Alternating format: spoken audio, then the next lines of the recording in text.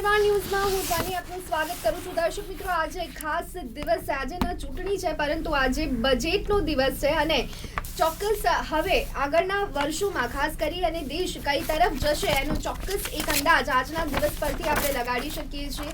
એક આશા બજેટને લઈને જોવા મળી રહી છે, એક અપેક્ષા બજેટને લઈને જોવા મળી રહી છે. આખરે સરકાર આજે લોકોની આશા અપેક્ષાઓ છે તેની પર કેટલી ખરી ઉતરશે તે આજે જોવાનો દિવસ છે. લોકોની આશા અપેક્ષાઓ શું છે, અલગ અલગ ક્ષેત્રમાં ક્યાં કેટલી જરૂરિયાત પ્રમાણે નિવેશ કરવાનું રહેશે તે તમામ મુદ્દાઓ પર આપણે એક્સપર્ટ્સ પાસેથી સમજવાનો પ્રયત્ન કરીશું. અને આ ચર્ચા માટે અત્યારે હાલ મારી સાથે જોડાયા છે ડોક્ટર હિમાની જોશી કે જેઓ પોતે ઇકોનોમિસ્ટ છે, સ્નેહલ જોશી કે જેઓ ભારતીય જનતા પાર્ટીના પ્રવક્તા છે, રિંકેશ શાહ કે જેઓ પોતે સીએ છે, તરંગ કોઠારી તેઓ પણ સીએ છે અને કોંગ્રેસ પ્રવક્તા આપણી સાથે જોડાયા છે સૌરભ મિસ્ત્રી. તમામ મહેમાનોનું સ્વાગત છે.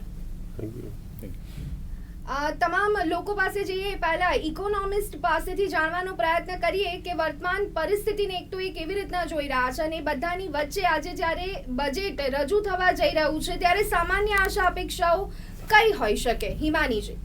ઓકે, બજેટ અત્યારે જે અનપ્રેસિડેન્ટેડ ટાઈમ આવી રહ્યો છે આપણો, કે બહુ જ બધી અસમાનતા અનસર્ટનિટી આપણી પાસે છે.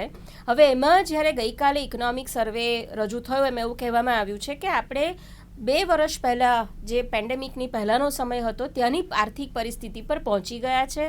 થોડા ઘણા એવા સિગ્નલ્સ આપવામાં આવ્યા કે રિકવરી થઈ રહી છે. આને વસ્તુને ધ્યાનમાં રાખીને આ વર્ષનું જે બજેટ રજૂ કરવામાં આવે એમાં કદાચ 8 કે 8.5% ગ્રોથને ધ્યાનમાં રાખીને બજેટ રજૂ કરવામાં આવે, પહેલી વાત. બીજી વાત એવું કરવામાં આવે કે કદાચ ટેક્સને લઈને થોડું સરલીકરણ, ઇન્કમ ટેક્સને લઈને કદાચ સરલીકરણ કરવામાં આવે. ત્રીજી વાત એવું છે કે જે અનફોર્ચ્યુનેટલી ગઈકાલના આર્થિક સર્વેમાં ક્યાંય એનો ઉલ્લેખ નથી, એ આર્થિક અસમાનતા વધી છે. છેલ્લા 2 વર્ષમાં ઓક્સફામના રિપોર્ટ પ્રમાણે જે આર્થિક અસમાનતા અને ભારતમાં ઘણા દરે આપણે આંકડામાં નથી જતા પણ આર્થિક અસમાનતા જે વધી છે એને લઈને ખરેખર તો બજેટમાં થોડું ઘણું પ્રાવધાન રાખવું જોઈએ.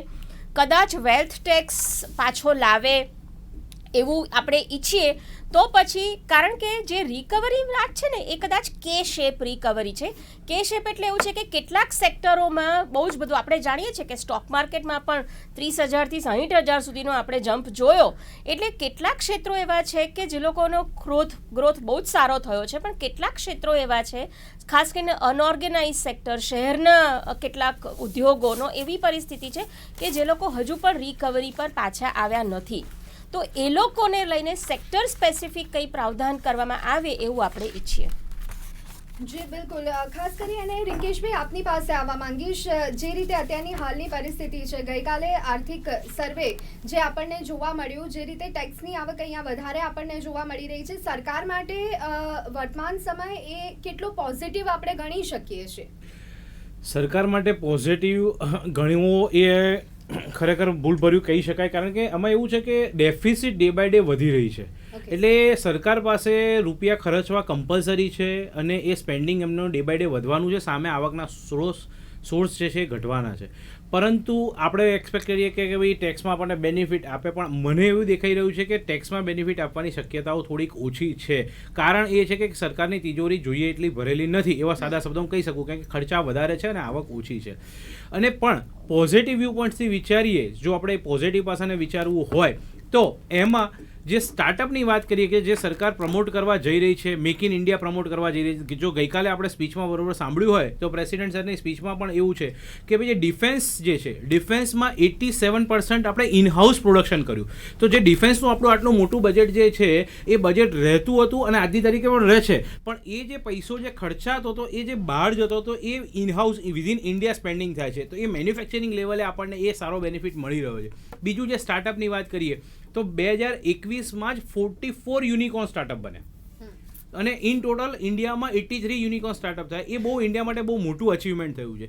તો ભલે ગવર્મેન્ટ એમની રીતે પ્લસ માઇનસ કરી રહી છે, ડેફિસિટ વધી રહી છે, પણ ઓવરઓલ ગ્રોથ લેવલે ઇન્ડિયામાં ઇન્ડસ્ટ્રીમાં ગ્રોથ દેખાઈ રહ્યો છે. અને એ આપણા સ્ટાર્ટઅપના અને બીજા જે મેક ઇન ઇન્ડિયાના કન્સેપ્ટથી કે આત્મનિર્ભર ભારતના કન્સેપ્ટથી એમાં ગ્રાઉન્ડ લેવલ ઉપર એનો થોડોક બેનિફિટ દેખાઈ રહ્યો છે.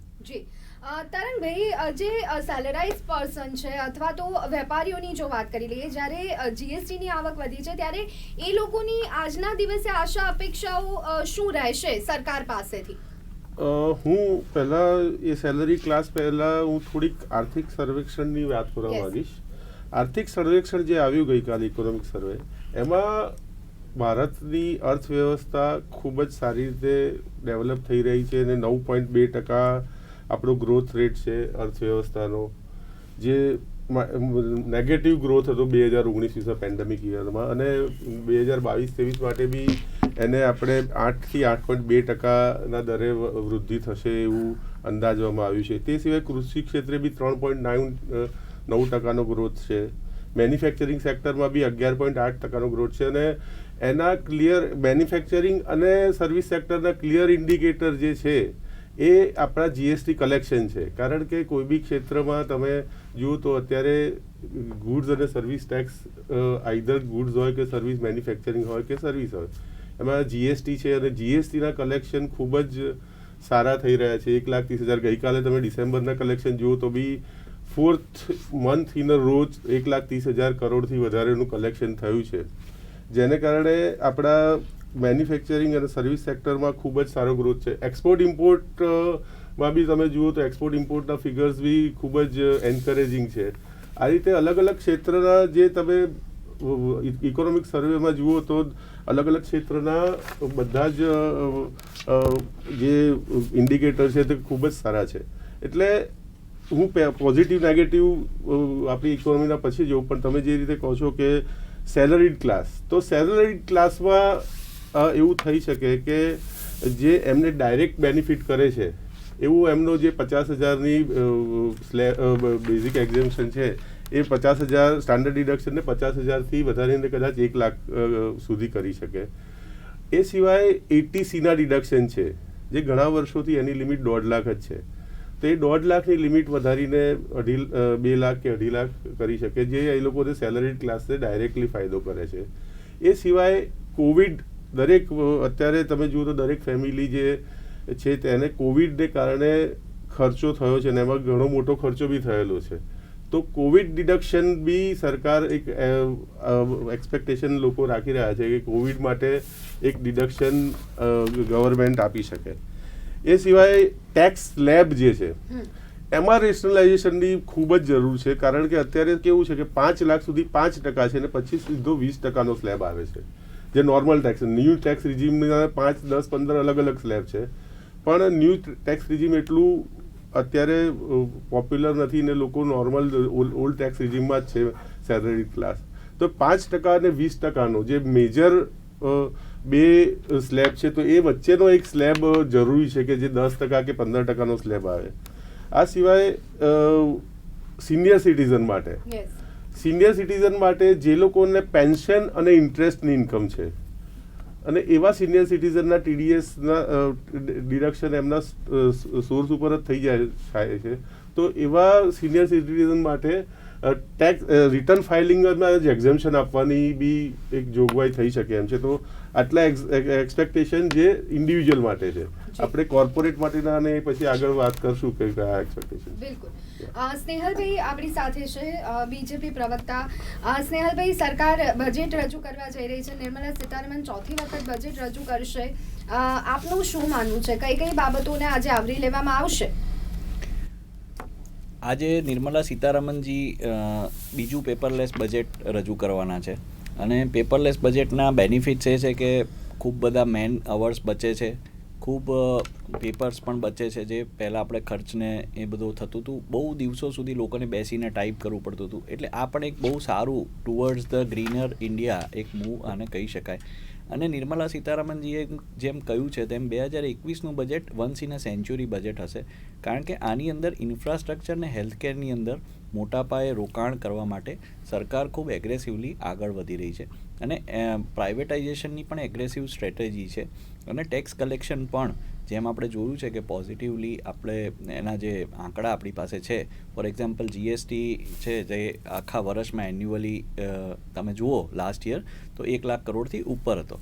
એટલે આ રીતે એક માર્કર્સ છે કે જે મારા જે નિષ્ણાત મિત્રોએ અત્યારે વાત કરી. અને બીજી એક વાત છે કે આપણું ભારત હવે ડિજિટલ ઇકોનોમી અને ઇઝ ઓફ ડુઈંગ બિઝનેસ તરફ આગળ વધે એના માટેના પણ દરેક પગલાં આની અંદર લેવામાં આવશે. સાથે સાથે આત્મનિર્ભર ભારતના અંતર્ગત કરોડો યુવાનોએ આજે એમ્પ્લોયમેન્ટ પણ લીધું છે અને પોતે એમ્પ્લોયમેન્ટ આપતા પણ થયા છે. અને સ્ટાર્ટઅપ્સ પણ જેમ અમારા એક મિત્રએ વાત કરી કે યુનિકોર્ન સ્ટાર્ટઅપ્સ જે છે તેનું પણ એક ખૂબ જ પોઝિટિવ નંબર છે. એટલે આ પ્રકારના યુનિકોર્ન સ્ટાર્ટઅપ્સ છે.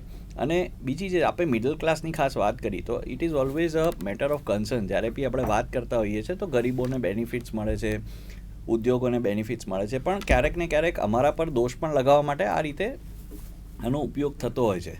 તો હું કહીશ કે MSME સેક્ટર જે છે દેટ ઇઝ વેરી ઇમ્પોર્ટન્ટ. ને MSME સેક્ટર જે અત્યાર સુધીમાં એનું જે યોગદાન છે આપણી અંદર જીડીપીમાં, એ જીડીપીમાં 29% યોગદાન છે ને એક્સપોર્ટ્સમાં ઇટ ઇઝ 45%. અને એની અંદર પણ માઇક્રો MSME જે આપણે કહીએ એ 96.61% છે.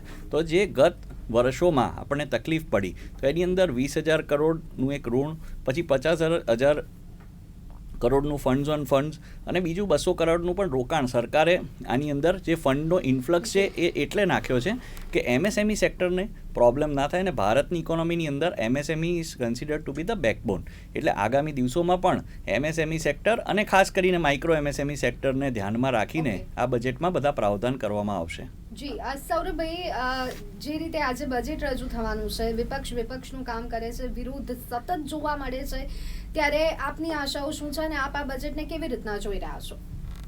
સૌથી પહેલાં તો નિર્મય ન્યૂઝના દર્શકોને નમસ્કાર. અને આપના માધ્યમથી હું કહેવા માંગીશ કે બજેટ એક સામાન્ય માણસ માટે, જેમ કે એક દરેકનું એક લક્ષ્યાંક હોય છે. જેમ ગૃહિણી આજે ઘર ચલાવતી હોય તો આજે એનું એક બજેટ હોય કે હું આટલામાં મારું ઘર ચલાવીશ. એવી રીતે સ્વાસ્થ્ય માટેનું હોય, શિક્ષણ માટેનું હોય, એ રીતે ઇન્ફ્રાસ્ટ્રક્ચરની જે વાત કરી, GSTની વાત કરી, તો GSTમાં અમારે એટલી જ કહેવું છે કે પેટ્રોલ અને ડીઝલને જે ઇંધણના ભાવ છે તેને GSTમાં આવરી લેવાયા છે. GSTના ભાવ અલગ અલગ રીતે વધારવામાં આવે, તેના પર્સન્ટેજ અલગ રીતે વધારવામાં આવે છે. જ્યારે હું ટ્યુબ અને ટાયર બંને લઉં સાથે તો એ મને 21% પડે છે, પણ જ્યારે હું ટાયર અલગથી લઉં અને ટ્યુબ અલગથી લઉં તો તેના 15 ને 21% હોય છે.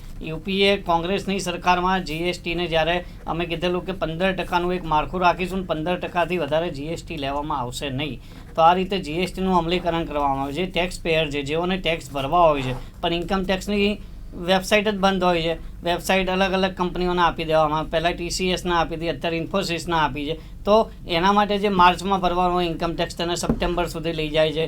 વેબસાઇટ બંધ હોય ત્યારે ડિસેમ્બર સુધી લઈ જાય. એટલે જે ટેક્સ જે સરકારને આવક થવાની હોય તે ટેક્સ પેયરો ભરી નથી શકતા અને એને લાંબા ગાળા સુધી લંબાઈ કરીને તેમાં પણ સરકારને જે ઘટાડો થાય છે અને તેનો ભોગ સામાન્ય માણસને આજે ભરવાનું આવે છે. જી બિલકુલ. સ્નેહલભાઈ, અહીંયા 2 પોઈન્ટ સૌરભભાઈએ કહ્યા કે એક તો પેટ્રોલ ડીઝલની જે કિંમત વધી રહી છે, ક્યાંક એમની એક્સપેક્ટેશન એવી છે, ઓફકોર્સ વિપક્ષની એક્સપેક્ટેશન એવી છે કે એમાં હજી પણ જનતાને રાહત મળે.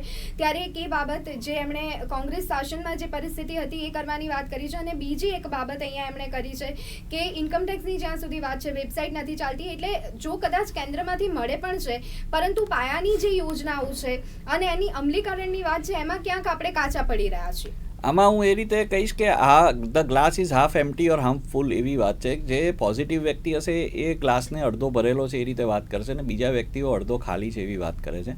એટલે હું કોંગ્રેસના મિત્રને કહીશ કે જ્યારે આપણા દેશની વાત આવે, ઇકોનોમીની વાત આવે તો થોડી હકારાત્મકતા કેળવી અને થોડા સમય માટે જો એ લોકો દેશના લોકો માટે વિચારે, જેમ કે પાર્લામેન્ટ સેશનની અંદર પણ લાસ્ટ ટાઈમ આપણે જોયું કે જે પ્રકારે હોબાળો થયો, તો એ રીતે મને અપેક્ષા છે કે આજે આ લોકો અમારી સાથે તાલમેલ રાખી અને એમના પ્રશ્નો મૂકે. અમે લોકો દરેક વ્યક્તિના દરેક પછી વિપક્ષનો હોય કે સામાન્ય વ્યક્તિ હોય એના જવાબ આપવા બંધાયેલા છે.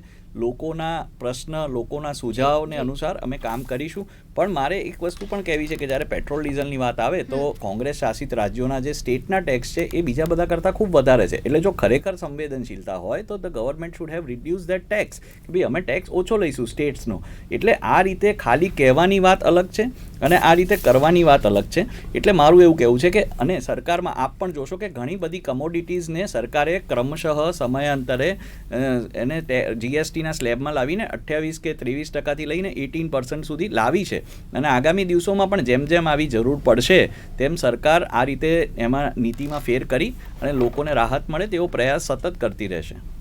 જી બિલકુલ. હિમાનીબેન, આપની પાસે આવવા માંગીશ. એક તો પેટ્રોલ ડીઝલનો જે એક મુદ્દો છે કે જે આપણે જોઈ રહ્યા છીએ કે ઘણા વખતથી સતત ચર્ચામાં છે અને કદાચ હવે ઇલેક્શન આવી રહ્યા છે ત્યારે વિપક્ષ આ મુદ્દાને લઈને પણ કહેશે, મોંઘવારીનો મુદ્દો ઉછાળશે, ત્યારે એમાં સરકાર શું કરી શકે છે?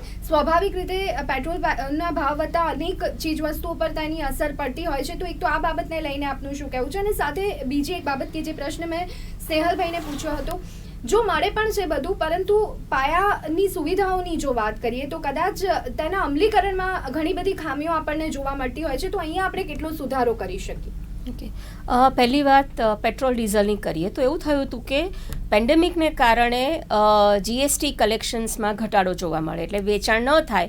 આ પહેલી વસ્તુ થઈ. બીજું, પેટ્રોલ એ જીએસટીની અંદર નથી આવતું, એટલે બંને કેન્દ્ર સરકાર અને રાજ્ય સરકારને પોતાની રીતે એમાં ટેક્સ વધારો ઘટાડો કરવાની એક છૂટ મળી જાય. એટલે જ્યારે પેટ્રોલની માંગ ઘટી, કારણ કે કમ્યુટિંગ ઘટ્યું બધાનું, એટલે પેટ્રોલમાંથી આવક જે મળતી હતી એ ઘટી, સામે જીએસટીમાંથી આવક ઘટી, એટલે પછી સરકારો પાસે, કેન્દ્ર સરકાર પાસે આ એક રસ્તો રહ્યો અને રાજ્ય સરકારો પાસે 2 રસ્તા રહ્યા ગુજરાત સિવાય, કે એ લોકોએ પેટ્રોલ અને લીકર કન્ઝમ્પશન ઉપરના ટેક્સીસ વધાર્યા. થોડું એ લોકો એ ભૂલી ગયા કે આના કારણે જે ટેક્સમાં, અને આંતરરાષ્ટ્રીય માર્કેટમાં એ વખતે એટલા ભાવ નહોતા જે અત્યારે ખરેખર વધી રહ્યા છે. એટલે આંતરરાષ્ટ્રીય માર્કેટમાં 70 કે $60 પર બેરલ ભાવ ચાલતા હતા, અને ત્યારે સરકારોએ 24-25% અને ઘણા કેન્દ્ર સરકારે 30 રૂપિયાથી પણ ઉપર પર લીટર એક્સાઇઝ ડ્યુટી દાખલ કરી. એના કારણે લગભગ 40% પેટ્રોલની માંથી મળતી આવકમાં લગભગ 40%નો વધારો થઈ ગયો.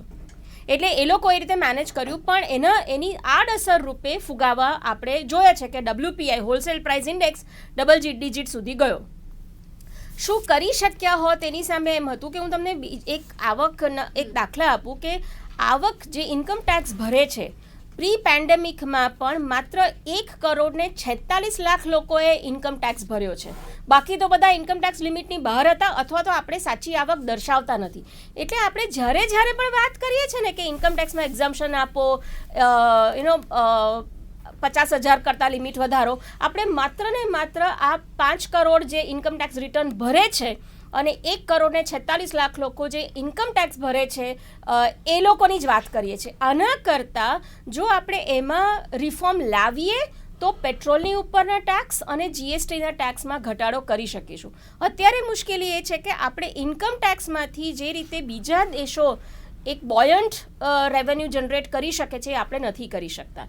બીજી વાત આવે પાયાની સુવિધાઓમાં, બજેટ છે ને એ અમલીકરણને લઈને બહુ ફોકસ ના કરે, એનું કામ ખર્ચ અને આવકની પરિસ્થિતિઓને કંઈક ગાઈડલાઈન આપવાનું, અને પાયાની સુવિધાઓમાં જ્યાં સુધી કેન્દ્ર અને રાજ્ય સરકાર વચ્ચે સુમેળ નહીં થાય, ટ્રુ સેન્સમાં જેને આપણે ફેડરલ ઇકોનોમી નહીં કરીએ ત્યાં સુધી આ મુશ્કેલી ચાલુ રહેશે. અને જ્યારે તકલીફ અત્યારે એવી થઈ રહી છે કે સેન્ટ્રલાઇઝેશન વધી રહ્યું છે, એટલે કેન્દ્ર સત્તા પોતાની પાસે વધારે લઈ રહ્યું છે, એટલે પછી રાજ્યો પણ ગીવઅપ કરી દે છે. પણ અલ્ટિમેટલી સામાન્ય જનતાના લાભની વાત આવે તો આખરે અમલીકરણ પર આપણે વિચારવું કરવું જ પડે, અને માટે કેન્દ્ર સરકારે રાજ્યોનો સાથ લેવો પડે.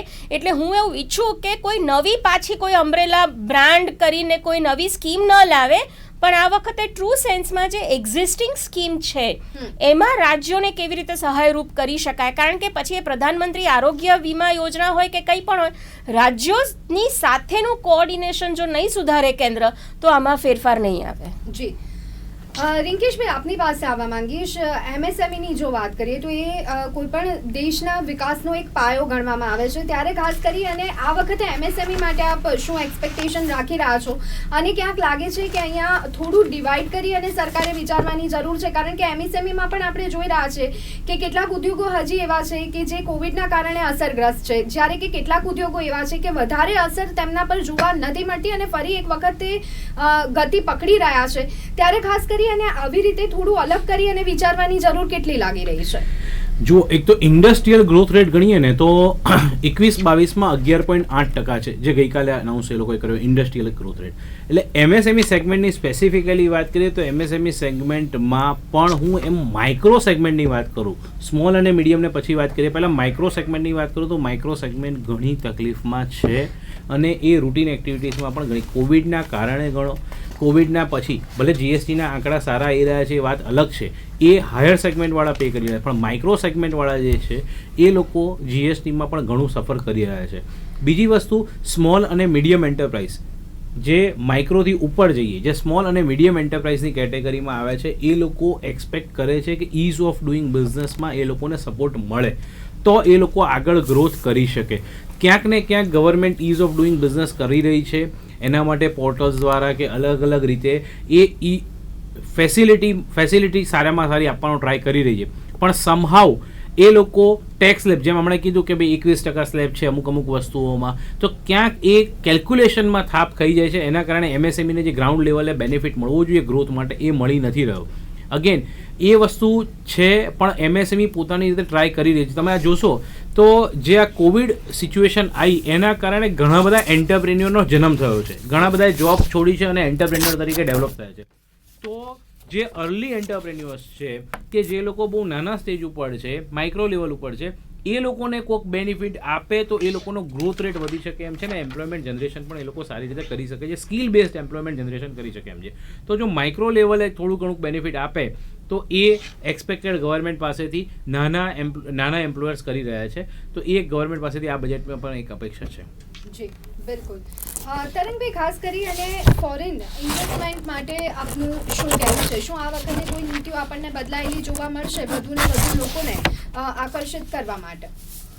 ચોક્કસપણે. પહેલાં તમે જે ફોરેક્સની વાત કરો છો તો એક તો બહુ પોઝિટિવ સાઇન એ આપણા માટે છે કે ફોરેક્સ રિઝર્વ છે એ $634 બિલિયન છે, જે ગઈકાલે ઇકોનોમિક સર્વેમાં મેં કીધું ને, જે અત્યાર સુધીનું હાઈએસ્ટ લેવલ પર ફોરેક્સ રિઝર્વ છે. એટલે એ ફોરેક્સ રિઝર્વમાં ઘણા બધા ફેક્ટર કામ કરે છે, જેમાં એફડીઆઈ બી સામેલ થાય છે કે જે ફોરેન ડાયરેક્ટ ઇન્વેસ્ટમેન્ટ ઇન્ડિયામાં આવી રહ્યું છે. આ ફોરેક્સ રિઝર્વ જે $634 બિલિયન છે એ આપણા જીડીપીના જે આપણે ટોટલ ઇમ્પોર્ટ માટે ખર્ચ કરી રહ્યા છે તો 13 મહિના સુધી આપણે ખર્ચ કરી શકીએ એટલું મોટું ફોરેક્સ રિઝર્વ છે. અને આપણું ટોટલ ઇન્ડિયાનું એક્સટર્નલ ડેટ ટોટલ છે એ એક્સટર્નલ ડેટથી બી વધારે આપણી જોડે ફોરેક્સ રિઝર્વ છે. એટલે અત્યારે ઇન્ડિયાની પોઝિશન આપણે ફોરેક્સની દ્રષ્ટિએ જોઈએ તો ખૂબ જ કમ્ફર્ટેબલ કહી શકાય કે આપણી જોડે 3 મહિનાનું રિઝર્વ છે. એ તદુપરાંત આપણે ટોટલ એક્સપોર્ટ જે ફોરેન ડેટ છે એ પૂરેપૂરું આપણે રીપે કરી શકીએ એટલું ફોરેક્સ રિઝર્વ છે. એટલે હું એવું માનું છું કે ગવર્મેન્ટની પોલિસી એવી રહેશે કે આ જે રિઝર્વ છે એ મેન્ટેન રહે અને એમાં ઇમ્પ્રુવમેન્ટ થાય. એટલે એફડીઆઈ જે ફોરેન ડાયરેક્ટ ઇન્વેસ્ટમેન્ટ ઇન્ડિયામાં વધારે ને વધારે આવે એના માટે જ્યાં ઇન્ડિયામાં નવા ક્ષેત્રમાં જરૂર છે ત્યાં ફોરેન ઇન્વેસ્ટમેન્ટ એ લોકો 100% કે ઓટોમેટિક રૂટમાં બી લાવી શકે કે આરબીઆઈની પરમિશનથી નવા ઇન્વેસ્ટમેન્ટ લાવી શકે. ડિફેન્સ સેક્ટરમાં બી એ લોકો ઓપન અપ કરવાની વાત કરે છે. તો અલગ અલગ ક્ષેત્રમાં એફડીઆઈમાં ચોક્કસપણે એ લોકો ઇન્વેસ્ટમેન્ટ લાવવા માટે સારી પોલિસી લાવશે એવું હું ચોક્કસપણે માનું છું. સ્નેહલભાઈ, ખાસ ખેડૂતોની વાત કરીએ તો આ વખતે ખેડૂતો માટે આખરે સરકાર શું કરશે? જે રીતે અહીંયા ફરજ પડી હતી 3 બિલ પરત ખેંચવાની, ત્યારે હજી ક્યાંક ને ક્યાંક એક નારાજગી લોકોમાં અને ખાસ કરી ખેડૂતોમાં જોવા મળી રહી છે, ત્યારે કેટલો રીઝવવાનો પ્રયત્ન આ વખતે આપની સરકાર કરશે? જેમ હિમાનીજીએ કહ્યું કે બજેટ જે છે તે it is more of a kind of balance sheet કે રજૂઆત કરે છે સરકાર, અને સરકાર પોતાના આવતા વર્ષના પ્રોજેક્શન્સ રજૂ કરે છે કે અમે આ ક્ષેત્રમાં આ રીતે આ ફંડની ફાળવણી કરીશું. તો સ્વાભાવિક રીતે જ્યારે આપણો કૃષિ પ્રધાન દેશ છે અને કૃષિ જે છે આખું ક્ષેત્ર એની અંદર ઘણા બધા રિફોર્મ્સ આપણે જોયા છે ઇન ટર્મ્સ ઓફ સોલર એનર્જીના પંપથી લઈને ડાયરેક્ટ તમે ઓનલાઈન સેલ કરી શકો તમારી પ્રોડક્ટ ત્યાં સુધીના. એટલે ભારતીય જનતા પાર્ટીના જે પ્રયાસો છે તે એ રીતના છે કે દરેક ક્ષેત્રમાં નાનો ખેડૂત હોય કે મોટો ખેડૂત હોય તેને પોતાના પાકની સુરક્ષા મળે. આજે યુરિયાની અંદર બી તમે વાત કરો તો સરકારની સબસિડી છે એ વધારીને પણ ખેડૂતને કોઈ પણ જાતનું ભારણ ના પડે. આ એક કદાચ નાનું એક્ટ લાગે પણ તમે જોશો કે બહુ એક આની અસર બહુ મોટી પડે છે, કારણ કે એ ખાતર જે લેવું અને ખાતર સમયસર નાખવું એ ખેડૂતો માટે બહુ ક્રિટિકલ છે. અને હવે તો ખૂબ સારું એક લિક્વિડ નેનો ટેકનોલોજી દ્વારા વિકસાવેલું જે ખાતર છે તે એક આપણા ભારતીય જેને અમેરિકામાં વિકસાવ્યું હતું એની પેટન્ટ કરી છે. એટલે ભારતની અંદર એક નાની બોટલ 1 એકર સુધીની 1 એકર સુધી ખાતર એ કરી શકે. એટલે મને એક્ઝેક્ટ ફિગર્સ નથી ખબર પણ it's a huge area basically. એટલે કહેવાનો ભાવ અર્થ છે કે કૃષિ ક્ષેત્રમાં જે પણ થાય છે તો ઇફકો જેવી કંપનીએ એની નેમ ઉઠાવીને એને પ્રોડક્શન કરવાનું નક્કી કર્યું છે. એટલે આ બધી રીતે ઓવરઓલ એટલે આમાં આઈ બિલીવ કે આ એક છે ને આખી ઇકોસિસ્ટમ ક્રિએટ કરવાની વાત છે કે આપણે સ્પેસિફિક 1 કેસ ના જોઈ શકીએ, પણ આખી જ્યારે ઇકોસિસ્ટમ ઓવરઓલ ડેવલપ થાય ત્યારે આનો બેનિફિટ જે છે તે દરેક ક્ષેત્રના લોકોને મળતો હોય છે અને આનાથી દરેકને લાભ થશે. અને હું એક બીજી નાની વાત કરવા માંગીશ કે 2-3 વસ્તુ છે કે લોંગ ટર્મ કેપિટલ ગેઇન્સ જે છે એના પર પણ આ વખતે નિર્મલા સીતારામનજીએ પ્રેસ કર્યું હતું કે અત્યાર સુધી જે રીતના જે ટેક્સીસ હતા એની પર પણ રિવ્યૂ કરવામાં આવશે. અને જે રોકાણકારો ધારો કે તમે ભારતની સ્ક્રિપ્ટની અંદર ભારતની કોઈ કંપનીના શેર્સની અંદર રોકાણ કરો તો આ ટેક્સમાં રિડક્શન કરવામાં આવશે. પછી ક્રિપ્ટો કરન્સીની અંદર બી એક જાતનો સ્પેસિફિક ટેક્સની એક જોગવાઈ છે એની પણ વાત છે. એટલે આપણે આ બધા રિવોલ્યુશનરી સ્ટેપ્સ જોઈશું, કારણ કે આપણે ક્રિપ્ટો કરન્સી કદાચ 2 વર્ષ પહેલાં કોઈને ખબર નથી કે એટલું પ્રિવેલન્ટ નહોતું, પણ જેમ વિશ્વ જેમ ચેન્જ થાય છે એમ ભારત પણ કદમથી કદમ મિલાવીને આપણા દેશના પરિપ્રેક્ષમાં કઈ વસ્તુ સારી છે, આપણા ખેડૂત અને છેવાડાના માનવી સુધી લાભ પહોંચે એના માટે શું પગલાં લેવા જોઈએ તે દરેકે ધ્યાન રાખી અને આ જે આજનું બજેટ છે તેમાં દરેક વસ્તુ આવરી લેશે એવી મને પૂરી ખાતરી છે. ઓકે, સ્નેહલભાઈ, ચોક્કસ પેદાશો માટે તો અહીંયા પ્રયત્ન થઈ રહ્યા છે, પરંતુ નવી પેદાશો માટે જે એક પ્રોત્સાહન મળવું જોઈએ ખેડૂતોને એની પર કેટલો ભાર આપવામાં આવશે? અને કિસાન સન્માન નિધિ અંતર્ગત જે એક રકમો મળતી હોય છે, શું એમાં પણ આ વખતે ખેડૂતોને કોઈ સીધો લાભ મળી શકે છે કે કેમ? જી, આમાં હું 2-3 રીતે કહીશ કે સીધો લાભ અને આડકતરી રીતે લાભ, આ 2 વસ્તુ જો તમે વિચારો તો લાભ બધાને થવાનો છે. જ્યારે ઇકોસિસ્ટમ આખી આપણી સારી થશે, ઇકોનોમિક ગ્રોથ થશે તો આપણે જેમ જોઈએ છે 7.5 અને અમે તો એટલા પોઝિટિવ બિલીવ કરીએ છીએ કે હવે આપણે 2 ડિજિટ્સમાં જતા રહીશું ટૂંક જ સમયમાં, કે જે રીતે આપણો ગ્રોથ રેટ વધી રહ્યો છે સતત. તો ખેડૂતોની જો સ્પેસિફિકલી તમે વાત કરતા હો તો ખેડૂતોની અંદર પણ આજે એ લોકોને નાનામાં નાનો પ્રોબ્લેમ કે ધારો કે પાક વિશે કોઈ માહિતી જોઈતી હોય તો એ પણ સરકારની હેલ્પલાઇન્સ અવેલેબલ છે. પછી એમને સોલર પંપ માટે સબસિડાઇઝ રેટમાં પણ એ લોકોને અત્યારે સોલર પેનલ્સ, પમ્પ્સ વગેરે એ લોકોને ઉપલબ્ધ કરાવવામાં આવે છે. પછી આગળ જતાં અતિવૃષ્ટિ અનાવૃષ્ટિ માટે પણ જે પાક વીમાની જે પણ જોગવાઈઓ છે એ પણ સરકાર દ્વારા યોગ્ય રીતે એનું ધ્યાન રાખવામાં આવે છે. એટલે ખેતી જે છે તે ખૂબ અગત્યનું છે પાસું. અને હું બીજી એક નાની વાત કહેવા માંગીશ કે જે મારા મિત્રોએ પણ કરી કે ઇન્ફ્રાસ્ટ્રક્ચર અને નિર્મલા સીતારામનજીએ જેમ મેં આ ડિબેટની શરૂઆતમાં મેં વાત કરી કે હેલ્થકેર અને ઇન્ફ્રાસ્ટ્રક્ચર પર ખૂબ એગ્રેસિવલી સરકાર ફોકસ કરી રહી છે. તો ઇન્ફ્રાસ્ટ્રક્ચર મારી દ્રષ્ટિએ 2nd largest job creating avenue છે કે જેની અંદર આપણા દેશના લોકોને વધારે નોકરી મળી શકે. એટલે આ જેમ મેં આપને વાત કરી તેમ સરકારની નીતિ એવી છે કે આ ઓવરઓલ ડેવલપમેન્ટ થશે અને એક જ જ્યારે કંપનીઓ વિકસે ત્યારે એના વોચમેનથી લઈને CEO સુધી બધાને એમ્પ્લોયમેન્ટ મળે. એટલે દરેક વર્ગના લોકો એની અંદર આવરી લેવામાં આવશે. જી બિલકુલ. સૌરભભાઈ, અહીંયા જે વાત સ્નેહલભાઈએ કરી, એક તો એની પર આપનો જવાબ અને સાથે તેઓએ કહ્યું કે ગ્રોથ સતત વધી રહ્યો છે, આપણે ડબલ ડિજિટમાં જઈ રહ્યા છે. ખેડૂતોના મુદ્દા પર આપણે ખાસ વાત કરી, પરંતુ પાછલા થોડા સમયમાં આપણે જોયું છે કે ખેડૂતોએ જે રીતે વિરોધ કર્યો હતો, આ બાબતને લઈ અને આપનું શું માનવું છે? મારા મિત્રે બહુ સારી વાત કરી, પણ હું એટલું જણાવવા માંગીશ કે જે ખેડૂતોનો વિરોધ છે, આજે યુપીએ ગવર્મેન્ટમાં 72,000 કરોડનું દેવું યુપીએ ગવર્મેન્ટે 10 વર્ષની અંદર ખેડૂતોનું માફ કર્યું હતું. આજે ગુજરાતમાં પણ 90,000 ખેડૂતો જે દેવાની પાછળ છે. આજે ખેડૂત આંદોલન થયું, તેઓને MSPનો ભાવ વધારવામાં આવે, તેઓને પોતાનું એક અલગથી બજેટ આવે અને ખેડૂતો પોતે રાહતથી રહે, તેઓ આજે દેશના ખેડૂતોની ચિંતા હોય છે. રહી વાત પગારદારોની, તો પગારદારોએ પણ બજેટ માટે કીધું હતું કે અમારે 1.5 લાખથી વધારે અને નોકરિયાતોને રાહત રહે, તેવું પણ એ લોકોની બજેટમાં જોગવાઈ કરી હતી. અને બજેટ એક એવી વસ્તુ છે કે જે 5-10 વર્ષનો દૃષ્ટિકોણ તેને લાંબા સમય માટે જોવામાં આવે છે, જે સામાન્ય લોકો સુધી તેનો લાભ પહોંચે. હમણાં મેડમે વાત કરી હતી કે 50 રૂપિયા ખાલી એક પ્રપોઝ કરવામાં આવે કે આ 50 રૂપિયા મેં મૂક્યા છે, પણ 30 રૂપિયા જ પહોંચે છે. 20 રૂપિયા લોકો સુધી નથી પહોંચતા, બીજા બજેટ સુધી કે બીજા ગવર્મેન્ટ બને કે ઇલેક્શન આવે ત્યાં સુધી. તો જે પણ તમે અમલીકરણ કરો તેનું અમલીકરણ ચુસ્તપણે થાય અને જનતા તેનો લાભ લઈ શકે તે વિપક્ષની અમારી માગણી હોય છે. રહી વાત પેટ્રોલ અને જીએસટીની, જે હમણાં વાત કરી, તો જીએસટી અને પેટ્રોલને અને તેલની અંદર આવક આ દેશની જે અત્યારે આર્થિક પરિસ્થિતિ છે, રૂપિયો આજે પડી રહ્યો છે, બેરોજગારી આજે માજા મૂકી રહી છે, મોંઘવારીએ આજે માજા મૂકી છે, તો આજે દરેક મધ્યમ વર્ગથી લઈને ગરીબ વર્ગને આ બેરોજગારી અને તેના વિશે પણ ચિંતા છે અને સરકાર પાસેથી તેઓ આશા રાખી રહ્યા છે સારા બજેટની. જી બિલકુલ. હિમાનીજી, આપની પાસે આવવા માંગીશ. જે વાત અહીંયા સ્નેહલભાઈએ કરી કે ગ્રોથ વધી રહ્યો છે, અને તેમણે એક વાત ખૂબ સરસ કરી કે ચોકીદારથી લઈ અને સીઈઓ બધાને અહીંયા ક્યાંક ને ક્યાંક લાભ મળે તેવા પ્રયત્ન થશે. પરંતુ શું ખરેખર વાસ્તવિકતા એ છે જે રીતે આર્થિક અસમાનતા આપણને જોવા મળી રહી છે, ત્યારે આ બાબતને લઈ અને આપનું શું માનવું છે? સરકાર સામે અત્યારે ચેલેન્જ એવું છે કે ભારતમાં આખા વિશ્વમાં જેટલું ટોટલ યુવાધન છે એનું લગભગ 25% યુવાધન માત્ર ભારતમાં છે. એટલે યુવાધન હોય એને ડેમોગ્રાફિક ડિવિડન્ડ કહીએ, પણ મુશ્કેલી એ થાય કે જો આ યુવાઓને રોજગારી નહીં મળે તો એ ડેમોગ્રાફિક ડિવિડન્ડ કાલે ઉઠીને ડિઝાસ્ટર બની જાય.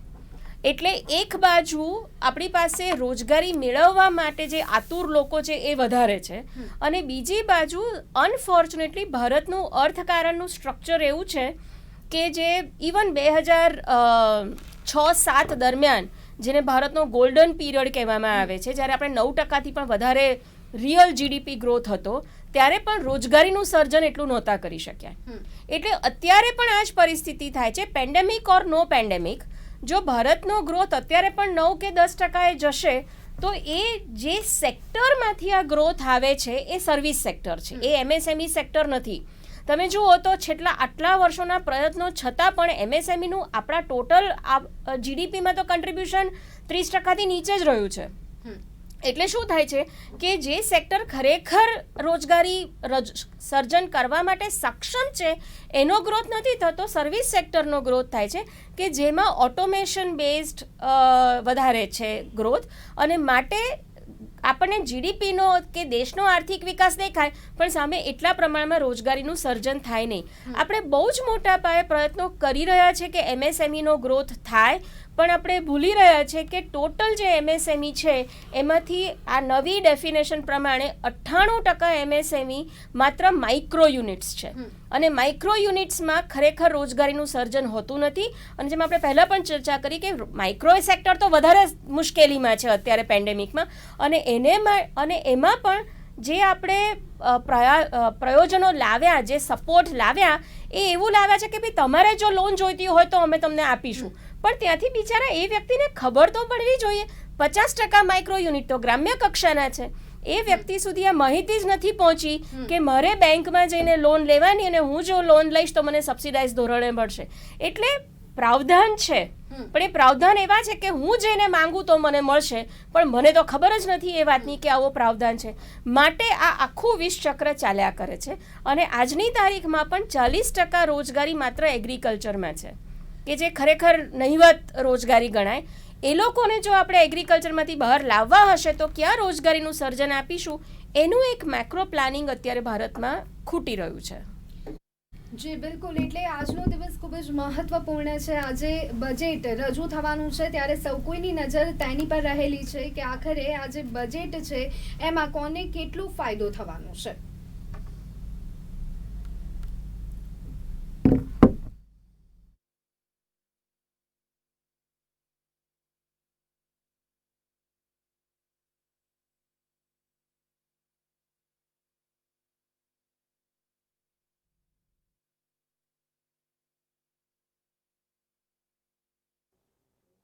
કેન્દ્રનું બજેટ આવવાનું છે ત્યારે બજેટ કેવું હશે, લોકોની આશા અપેક્ષા કેવી રીતના હશે અને કઈ રીતનું જ્યારે બજેટ હશે કે જેનાથી તમામે તમામ નાના લોકો તેમજ મોટા લોકો તેમજ નાના ઉદ્યોગકારો તેમજ મોટા ઉદ્યોગકારોને કઈ રીતની તેની અસર થશે. મિલાક્રોન ઇન્ડિયા પ્રાઇવેટ લિમિટેડના જે मैनेजिंग डायरेक्टर છે તે આપણી સાથે છે કે કઈ રીતનું જે બજેટ હોય તે હોવું જોઈએ. सर किस हिसाब से ये बजट को देख रहे हो, किस हिसाब से बजट होना चाहिए, उद्योगों को किस हिसाब से आगे बढ़ने के लिए ये बजट का? बजट ऐसी चीज़ है जो साल में हम लोग eagerly we await for that. Now as a common man and as a representative of industry मैं ये सोचता हूँ फॉर इंडस्ट्री हमारा देश अभी बहुत अच्छी तरह से आगे बढ़ रहा है. कैपिटल गुड्स जो हम लोग मशीन्स बनाते हैं तो that plays a very important role in the growth of the nation. तो कैपिटल गुड्स इंडस्ट्री में दो चीज़ है, एक कैपेबिलिटी और एक कैपेसिटी. अभी कैपेबिलिटी जो हमारा इंडिया का प्रोडक्ट जो बाहर हम लोग एक्सपोर्ट करेंगे तो उसमें मेजर चीज़ हमारा खुद का रहता है, how we can increase our quality, reliability, cost efficiencies. ये हमारे अंदर है, we have to do it. But capacity increase करने के लिए जो वर्ल्ड को हम लोग सप्लाई करें और अच्छा रिस्पेक्टफुली हम लोग बिज़नेस करें तो उसमें बहुत सारा चीज़ हम लोग बजट से एक्सपेक्ट कर रहे हैं. And I am very sure looking at the last years budget and even this years budget capital goods industry will get a big boost. Sir पिछली बार जब कोरोना की दूसरी लहर थी और कोरोना भी था, काफ़ी इफेक्ट इंडस्ट्रीज़ को पड़ा है. इस बार क्या आप कहना चाहोगे और किस हिसाब से बजट होगा तो जो इकोनॉमी है वो आगे आएगी? देखिए कोरोना के टाइम में जो इंडस्ट्री रिस्पॉन्ड किया मुझे लगता है बहुत ही अच्छी तरह से रिस्पॉन्ड किया है. लोगों ने बहुत ब्रेवली ये पेंडेमिक को फेस किया है. जब ये पीक में था तभी सब लोगों ने घर में रह के भी वर्क फ्रॉम होम करके भी बिजनेस आगे बढ़ाया है. Now the things are getting better, so I think there is a huge opportunity for the industry to grow. एक ही चीज़ हमको करना है जो साथ में मिलके हम लोग कैसे करें, rather than looking at individually, साथ में मिलके हम लोग कैसे करें. और मुझे पूरा भरोसा है ये बजट में जो भी हमारा जो रिक्वायरमेंट्स है जैसा कैश फ्लो के लिए या जो एक्सपोर्ट के लिए जो भी चाहिए वो government will definitely take care. क्योंकि हम लोगों ने रिप्रेजेंटेशंस बहुत ही पहले किया है and most of the things government is highly responsive and it is happening. So I think the budget will be a very positive one for this year. ચોક્કસ તો જે પ્રમાણે બજેટની જો વાત કરીએ તો બજેટ આશાસ્પદ હશે અને સાથે જ ઉદ્યોગો ધીરે ધીરે અને ખાસ કરીને કોરોના કાળ દરમિયાન તમામ ઉદ્યોગો ધમધમતા રહે તેવી પણ તેમની આશા છે. કેમેરા પર્સન ચંદ્રકાંત ઓરા સાથે બ્રિજેશ દવે, અમદાવાદ.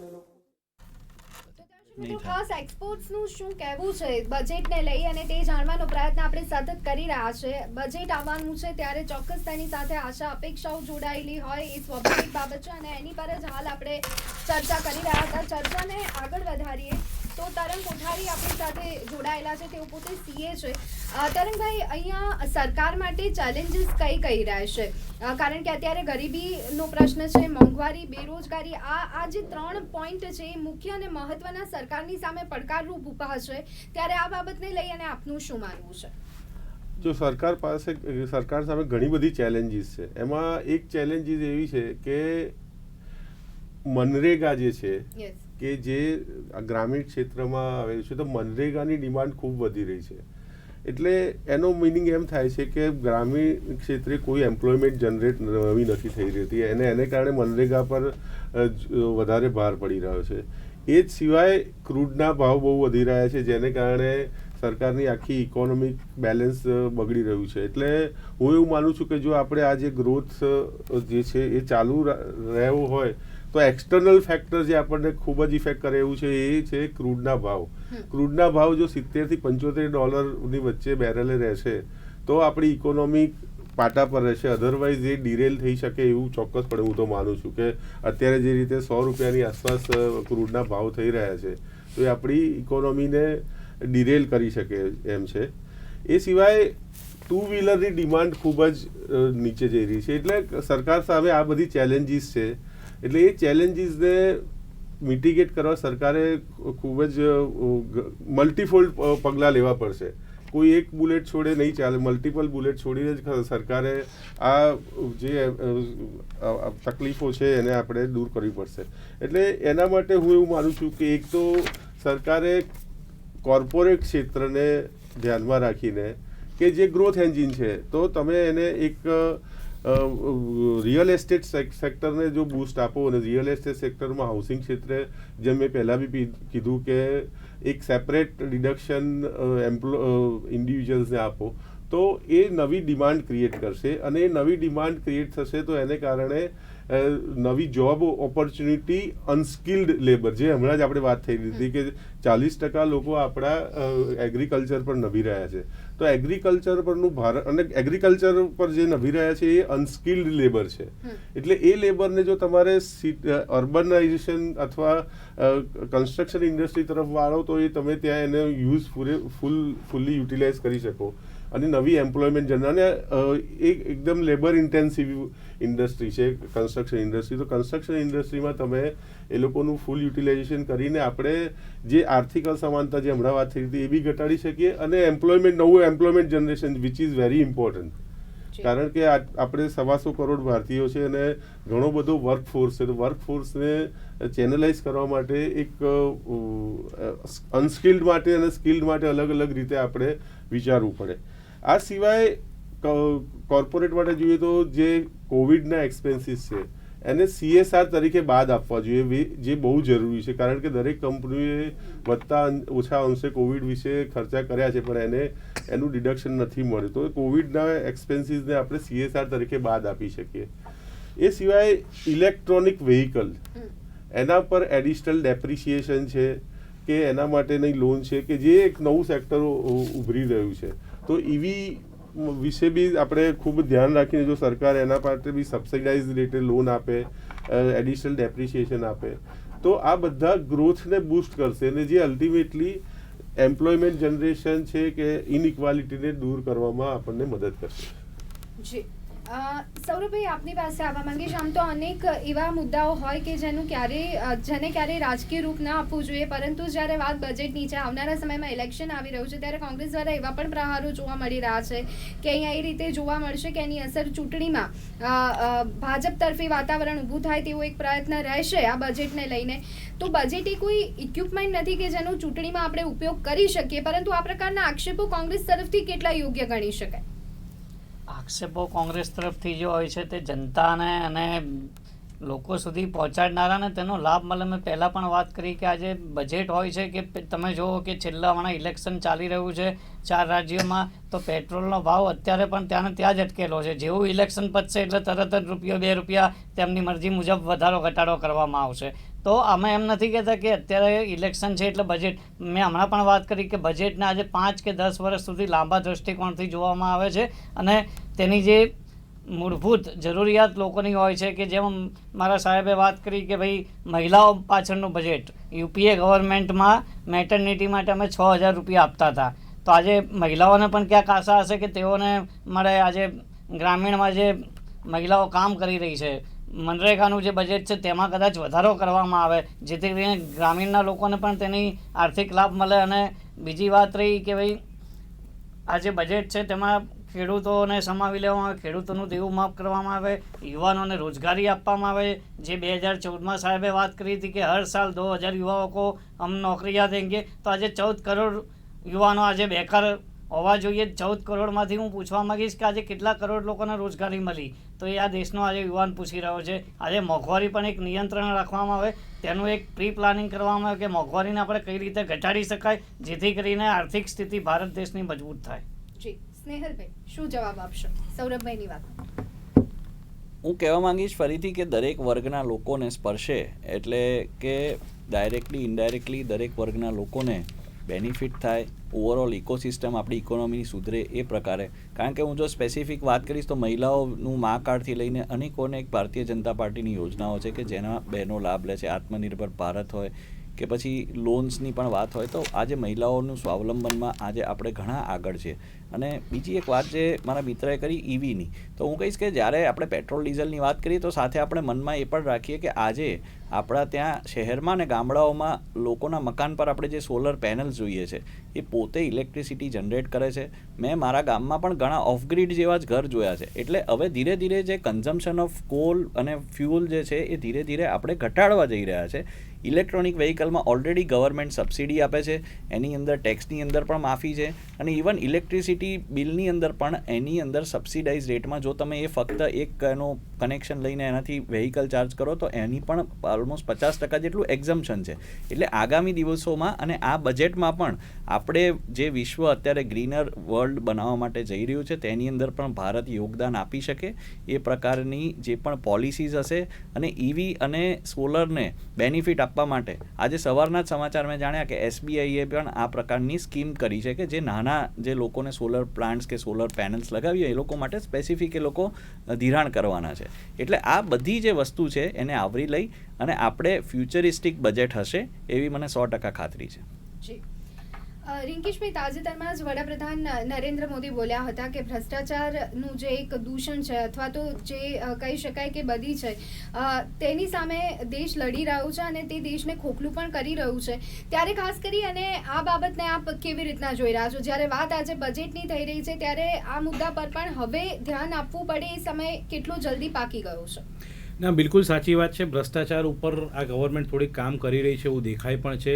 કેમ કે જે ગવર્મેન્ટના ટેક્સ રેવન્યુ કલેક્શન્સ છે કે જે GST કે ઇન્કમ ટેક્સના જે બેઝ છે, ડાયરેક્ટ અને ઇનડાયરેક્ટ ટેક્સ, એને ઘણું બધું સ્ટ્રીમલાઇન ઓનલાઈન પોર્ટલ પર લઈ ગયા છે, જેથી કરીને હ્યુમન ઇન્વોલ્વમેન્ટ ઓછું થાય અને જેથી કરીને ગવર્મેન્ટ કરપ્શન ઘટે. આના માટે ગવર્મેન્ટ કામ કરી રહી છે, પણ ગ્રાઉન્ડ લેવલે હજી પણ ઘણી બધી તકલીફો આમ જનતાને પડી રહી છે. અને જોવામાં આવે જેમ કે આપણે ઈ અસેસમેન્ટ ચાલુ કર્યું છે જે ઇન્કમ ટેક્સમાં, અને હવે ધીમે ધીમે GSTમાં પણ આગળ વિચારી રહ્યા છે. તો એ જે ઈ અસેસમેન્ટના કારણે શું થાય છે કે બધે બધું ઓનલાઈન, કે સપોઝ અમદાવાદમાં બેઠેલો વ્યક્તિનું અસેસમેન્ટ થતું હશે તો એ બેંગ્લોર કે સાઉથ કે નોર્થનો કોઈક ઓફિસર એનું અસેસમેન્ટ કરતો હશે, તો એના કારણે જે પર્સનલ મિટિંગ જે છે, સપોઝ કે ઇન્કમ ટેક્સ ડિપાર્ટમેન્ટ જોડે જે પર્સનલ મિટિંગ થવાની એના ચાન્સીસ ઘટી રહ્યા છે. તો આ ગમે તેમ કરીને ટ્રાય કરી રહી છે ગવર્મેન્ટ સમહાઉ રિસ્પોન્ડ. આટલી મોટું પોપ્યુલેશન છે, આટલું મોટું ને આવરવાનું હોય તો એ તકલીફ પડી રહે, પણ ગવર્મેન્ટ આ બાબતે કામ કરી રહી છે જે આપણને દેખાઈ રહ્યું છે. જી બિલકુલ. તો અત્યારે હાલ નિર્મલા સીતારમણ સંસદ પહોંચી ચૂક્યા છે, ત્યારે હવે ટૂંક જ સમયમાં બજેટ શું છે એ આપણને જોવા મળશે અને તમામ માહિતી નિર્માણ ન્યૂઝ આપ સુધી પહોંચાડતું રહેશે. પરંતુ અત્યારે સમય થયો છે એક વિરામ.